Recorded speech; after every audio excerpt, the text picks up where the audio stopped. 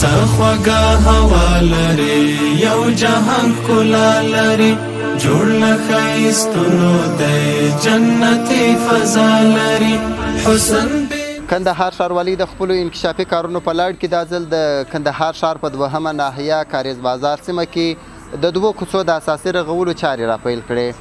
دغه کوڅې چې تقریبا 450 متره اوږدوالی او 2 متره پلنوالی لري اوس فعلا یې رغنیزې چارې پیل شوې چې پاته کارونه به د 1 میاشتې په موده کې بشپړ شي. دښتې تکې شنې لري شور کوي چینې لري غرونه او هوارې هم مستې زرغونې لري ښار دی که بریاوي دي.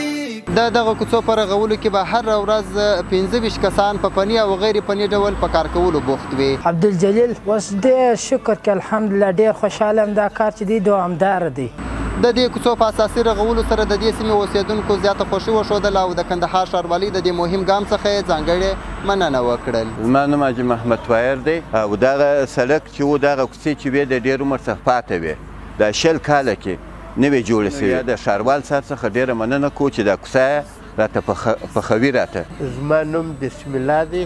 په ژمي کې خو نو داسې وه چې اوبه به رالې خټې به جوړې شوې حتی زما د کور پر مخامخ یعنې دغه کور ته دا اوبه ننوتلې داسې پکې راوګرځېدلې څو چې بیرته دا دغه شوې. دا خو نو ډېر ښه کار وسو ډېر په خوشحاله شولو لکه به وساسو مخکې به خټې وې پاوتو نه سوی راوتلی. دا ډېر خوندور کار وسو. دی د اولیاو کور دا د صلحاو کور دلته صحابه پرته دا د اتقیاو کور شته د قربانۍ